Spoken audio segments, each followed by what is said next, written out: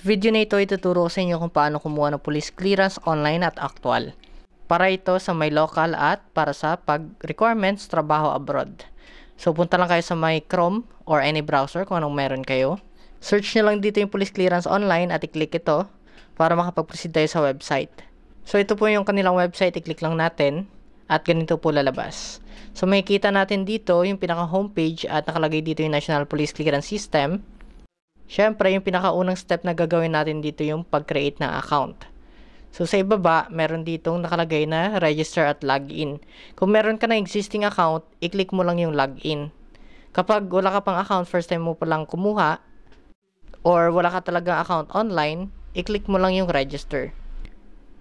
Next, may lalabas po dito na agreement or terms and conditions. So, basahin nyo lang po yan. Yung the service agreement sets forth the term and conditions. Next, sa ibaba, meron ding privacy policy. I-click nyo lang din po yung checkbox. At kapag okay na, click na natin yung next. Pero syempre, basahin nyo muna. Next naman, dito sa may your NPC's account profile. So, basahin nyo lang din. I-click nyo yung checkbox. At kapag okay na, click na natin yung next. Sunod, dito naman tayo sa forfeiture of payment and cancellation of transaction. So, sabi dito, failure to pay your transaction 2 banking days before the scheduled appointment date means cancellation of your transaction. So, magka-cancel po yung transaction natin dito or yung appointment once na hindi tayo nakapagbayad kaagad sa loob ng 2 araw once na nakapag-schedule tayo ng appointment. Next, dito sa clearance printout, all hit records of the application as found in the PNP crime databases will be reflected in the clearance printout with the corresponding status of such hit records. So, kung may hit yung records mo, mag-a-appear po yun sa may ipiprint na clearance sa atin. Malalaman nyo yan kapag na-print na ng police or yung in charge doon sa office. Next, i-click nyo lang yung checkbox kapag okay na.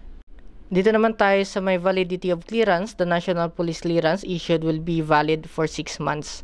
So, once na nakapagkuha na tayo ng police clearance, kung para sa abroad ba yan or local, 6 months po yung validation niya. Next, dito naman sa valid ID in applying National Police Clearance. Ito po yung mga ID na tinatanggap ng Police Clearance Office. So, basahin nyo lang, kailangan po hindi po siya expired at kailangan original and hindi po dapat photocopy. With clear photo and signature of the applicant po dapat at bear full name. So, ito po yung mga listed below are the valid IDs to be presented. So, ayan, basahin nyo lang po yan hanggang sa ibaba. Kung anong mang meron ka, dalhin mo po yan. Make sure original kasi titingnan po nila yan for verification. Kung wala naman, pwede ka naman magdala ng birth certificate, barangay clearance, or barangay ID. So, kapag okay na, click na natin yung checkbox. At scroll pa baba at i-click yung I agree. So, dito na tayo sa may how to apply. Siyempre sa step 1, kailangan natin mag-online registration and appointment setting.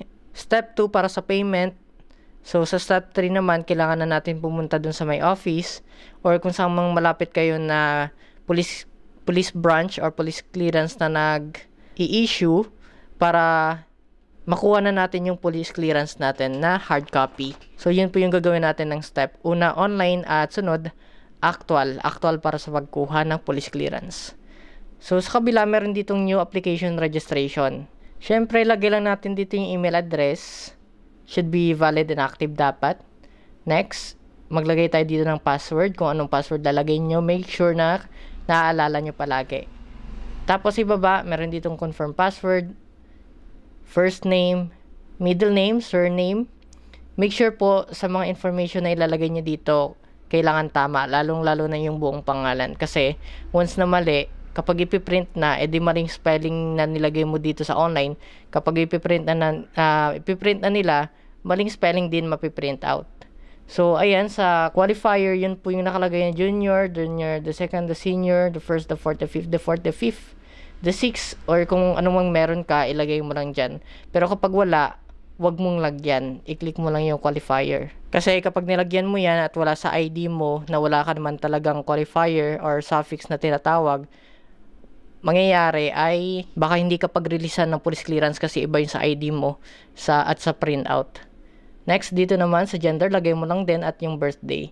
Kapag okay na, click mo na yung register. At ganito po lumabas. Do you want to save it?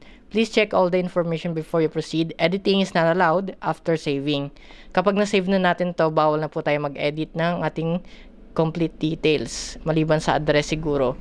Kasi hindi na natin ma-edit yan dun sa pinaka page ng police clearance website. Kaya make sure bago kayo mag-agree, na-check nyo at tama lahat ng information. Next, dito na tayo. Registration complete. Please log in. So, ilagay lang natin dito yung email address kung anong nilagay natin doon sa pag-sign up. Next, kung anong nilagay natin sa password sa pag-sign up kanina, ganun din po dapat dito. Kapag okay na, click na natin yung sign in. After login, dito na tayo sa my next step. Nakikita na natin dito yung National Police Clearance System at nakalagay na yung pangalan natin. Email address, birthday, gender, at address. So, sa napapansin nyo, wala pang address dito at may nakalagay na note na red. Sabi dito, please edit your profile before you proceed to the application of clearance. So, sa pag-edit ng profile, may kita nyo yung parang kulay orange na yan na may nakasulat na edit profile. So, i-click po natin yan para makapag-edit ng profile at makapag-fill out pa ng ibang mga information na kailangan para sa pag-release ng police clearance. Ang kagandahan dito sa online guys, mabilis lang kapag kukuha na tayo ng police clearance kasi ipiprint na lang nila yun. I-verify lang nila. So, nandito na tayo sa may edit profile.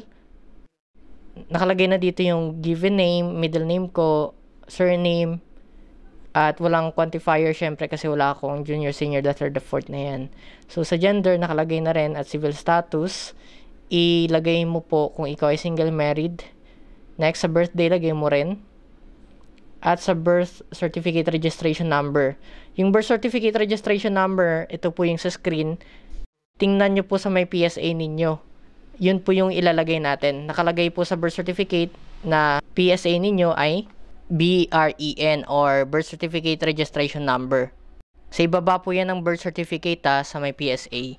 So kapag meron ka ng PSA, tingnan nyo po sa ibaba at yun po ilalagay natin sa may birth certificate registration number sa may online natin sa police clearance.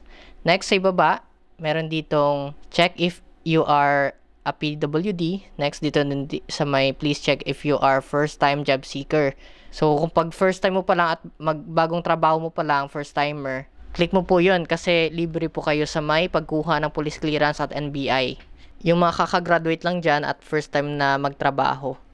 Next dito, lagay mo lang din yung nationality, birthplace. If other country, lagay mo lang din. At contact address, lagay mo lang yung house number. Province, city, municipality, barangay. Email, automatic nakalagay na. Mobile number, lagay mo rin. At telephone number kung meron.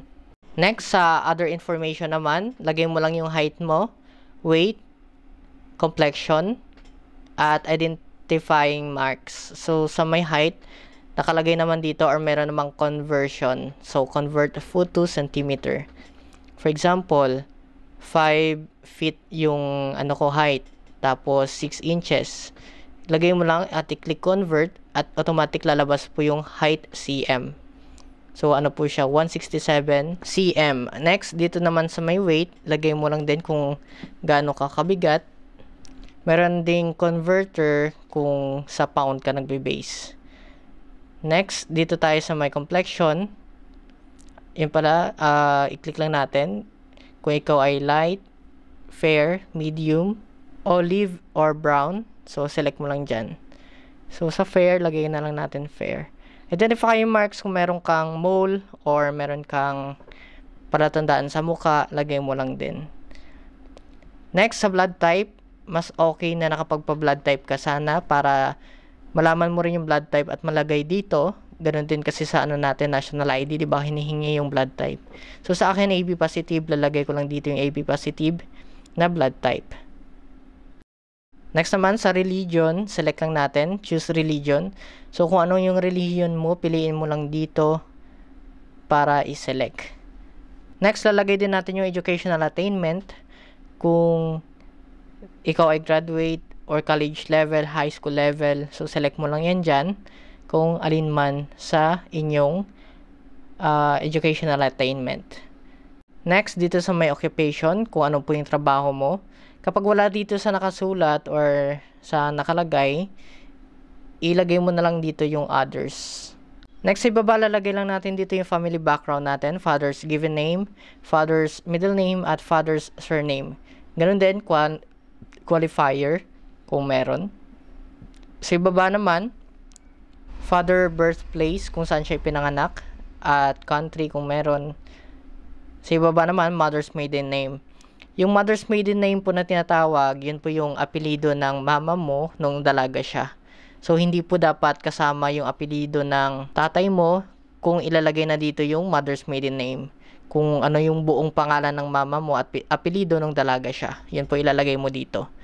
At ganun din, lagay mo yung qualifier kung meron at mother birthplace.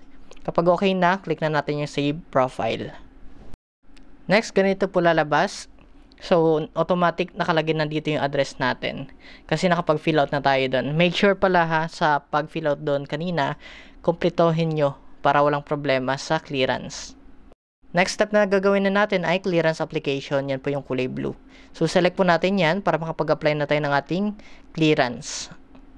At dito na po, ganito po yung lumabas. Step 1, kailangan na natin mag-select ng appointment. So, yung purpose muna, select natin yan. Kung ano yung purpose mo sa pagkuha ng clearance. May nakalagay dito for general purpose, LTO-PF application, at SOSIA application. So, para sa atin, karamihan general po yung nilalagay natin dito kasi iba po yung sa may LTO-PF at iba rin po sa may SOSIA. Yung LTO-PF po kasi ito ay para sa registration of firearms license to own and possess firearms lang po.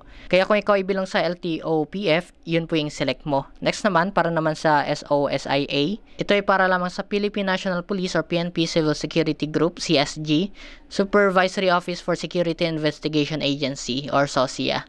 Kaya kapag ikaw ay nag-a-apply ng clearance para sa SOSIA, yun po yung click mo. So kapag for work naman, click mo na lang po yung general. Para sa abroad, pwede po yan and local. Next, dito na tayo sa may select police station.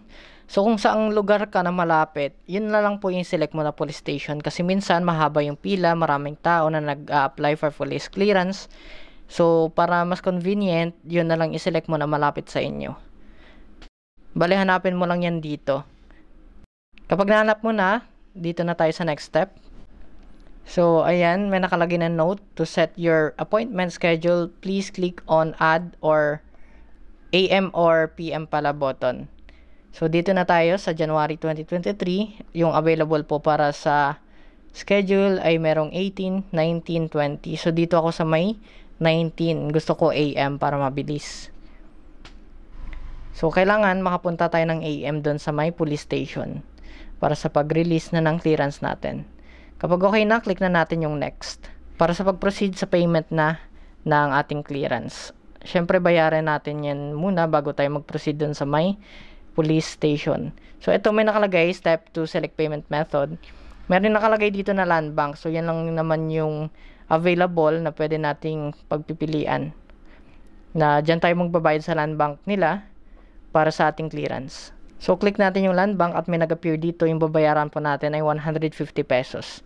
Pero may ibang charge pa yan kapag gagamit tayo ng ibang bank or e-wallet kagaya ng GCash, Paymaya at iba pa. So, ayan sa step 3, save appointment. Nakalagay na dito yung police station na sinelect ko. Station address at schedule of appointment. Nakalagay January 19, 2023. Payment option, ang ginamit ko po ay Land Bank of the Philippines. So, 150 pesos. So, once you click save appointment, here are the next step. Kailangan na natin mag-proceed sa payment page. Will open with reference number. So, yung reference number, gagamitin po natin yan para sa pagbayad. Next, pay online. Click here to pay. Next, may nakalagay dito, in the event that you have failed to visit the issuing police station, on the appointment date, you may still claim within 15 days yung ating police clearance. So, payment will be forfeited after 15 days from the date of your scheduled appointment. So, for example, nag-appointment tayo ngayon, tapos kinabukasan di tayo nakapunta. So, meron pa tayong 15 days para mag-claim. Kapag tapos na yung 15 days, masasayang lang yung binayad natin, kukuha tayo ulit. Next, erroneous personal data in the printed clearance means error committed on your provided information. So, kailangan kompletuhin natin yung mga information para walang problema. Next, number 7, bring the copy reference number, valid ID, and official receipt to the National Police Station para sa capturing ng ating fingerprint at ating picture or mukha. Sa 9, local police clearance is not prerequisite for national clearance. So, ayan, click na natin yung save. Kapag okay na at ganito na po lalabas. So, merong appointment successfully saved, transaction details will be sent to your email. So, may nakalagay na dito na status ay pending. Ibig sabihin yan, kapag bayad na tayo at nakapunta na tayo sa police station at nakuha na natin yung police clearance, magbabago po yung status natin na pending. So, malalaman niya natin mamaya. So, bago yan, kailangan na natin magbayad online. So, yung naka-highlight, yung 2023-30118X, yun po yung reference number. Payment channel and bank at sa ibaba, katabi ng status or action, click na natin yung click here to pay para makapag-payment na tayo ng ating clearance. So, dito na tayo nag-proceed sa my land bank. Automatic nag-appear dito yung amount, NPC's number, name of applicant, police station nakalagay din, date of appointment, email address. At payment mode nakalagay dito land bank. At sa ibaba meron ding land bank or bank account number. So, piliin natin dito yung online or via e-wallet na lang po piliin natin kagaya ng GCash or Paymaya. Kasi wala akong land bank. So, piliin na lang tayo dito ng available na bank para makapagbayad ng ating clearance. Bali ito pipiliin ko, cash payment and GCash, Maya, Shopee Pay para mas mabilis na lang. Next, dito na tayo sa may CAPTCHA challenge. Ilagay lang natin yung CAPTCHA na 6HGP4. Kapag okay na at tama naman sa tingin nyo, click na natin yung checkbox na I certify that I am at least 19 years old or 18 years old and have read and understand to the terms and condition. So, click na natin yung continue kapag okay na. So, bali na, ito na po yung lumabas. Click lang natin okay. Additional transaction fee daw will be charged when using GCash or Paymaya. So, may charge pa guys. Bukod sa 150, may additional charge pa kapag gagamit tayo ng e-wallet. So, hanapin lang natin dito yung mobile. So, ayan, click natin. So, pili tayo Paymaya ba or GCash or Shopee Pay or GrabPay. So, pipiliin ko na lang GCash. So, ayan, click natin at scroll pababa. Nakalagay na dito yung order number, pangalan, product description, amount, at convenience fee na 30 pesos po pala yung bayad. So, total amount due 180 pesos para sa clearance natin. Kasama na po dun yung convenience fee gamit yung GCash natin. So, continue lang natin para sa pag-payment. At ganito na po lalabas. Nag-proceed na sa GCash. So, enter lang natin dito yung number natin. Log into pay GCash. So, 180 pesos. Click lang natin yung next. At log into pay with GCash. Nakalagay dito enter the 6-digit authentication code sent to your registered mobile number. So, lalagay ko yung text message ng GCash para makapag-proceed. So, yan 273277. Huwag nyo mo yan i-share sa iba. Lalong-lalo na yung PIN. Click na natin yung next. At ito na po ilalabas sa payment na. At ito na po yung resibo. So, I pay my EG, GCash, at nakalagay dito yung amount na 180. Balik-click lang natin yung pay 180 para makapag-proceed na. So, ito, successfully paid na po. So, screenshot lang natin yan or picturean ninyo at i-click na natin yung proceed. Ayan, ganito na po susunod na lalabas yung ating resibo. Payment result. Your transaction success details are as follows. So, nakalagay dito yung reference number, pangalan ko, email, date and time, order number, transaction ID, transaction amount, product description, bank fee, convenience fee, yan po yung lumabas, 30 pesos. At total amount due, 180 yung total na binayaran ko para sa police clearance. Ang gagawin nyo po yan, screenshot nyo at i-print para yun po yung ipapakita natin para sa pagkuha ng police clearance. So, ipapakita lang natin yung ID doon sa police station kung saan man kayo nag-appointment at yung print na to ng reference natin. Kasi verify nila yan doon kung ikaw ay bayad na. Kapag na-print nyo na yan or na-screenshot, back na tayo sa pinaka-homepage ng ating account sa My Police Clearance. At scroll lang natin pababa, may kita natin dito yung reference number at sa status pending. Or meron din ditong print transaction. So, ganito na po mangyayari kapag na-release na yung clearance natin. Yung pending po, magiging green po yan. Sa mga nagtatanong, paano kung na-aksidente na click na hindi na screenshot or hindi na print yung reference number? No problem, punta lang kayo sa may email ninyo or Gmail at may kita nyo pa rin yung reference number. So, i-click natin, ayan. May kita natin dito yung transaction number sa may EG, transaction status. Ayan, pwede nyo yan i-screenshot or i-print at yun po ipapakita natin sa may police station para ma-release na po yung ating police clearance. Kapag na-release na, punta lang tayo sa transactions at scroll natin pababa at magiging green na. Ito na po. Clearance release. So, na-release na po kasi sa akin. So, nakapunta na ako dun sa may police station at nakuha ko na yung police clearance ko. So, wala na akong binayaran dun since bayad na tayo online. Ang pinakita ko lang dun yung ID ko at yung reference number. At ang ginawa, pinicturean lang ako at kinuha yung biometrics at nagpirma. After ilang segundo, na-release na kagad yung police clearance ko. Ganun lang naman kadali. Kaya suggest ko sa inyo mas okay na mag-online. Kasi kapag actual kayo, kailangan nyo muna makumuha ng barangay clearance. Huwag nyo po kalimutan, requirements din po pala yan sa online at actual. At kailangan nyo magbayad sa accredited payment center kapag actual. Magtanong na lang kayo dun sa police clearance kung saan pwedeng magbayad. At siguro hihingian ka rin nila ng sedula. Kaya ready nyo na lang yung mga requirements. Barangay clearance, yung purpose para sa police clearance, sedula at valid ID lang. So, yung payment pa pala, isa pa sa requirements. So, ito, yung sa napapansin nyo, kulay puti po yung kinuha ko na clearance. Ibig sabihin, para sa abroad po yan na requirements, na police clearance. Yung sa taas naman, yung parang kulay blue, yun po ay para sa local employment. So, para sa trabaho yan dito sa Pilipinas, yan po yung binibigay. So, yan po yung pinagkaiba nila. Yung may nakalagay na national police clearance para sa abroad. At yung sa taas, para naman sa local.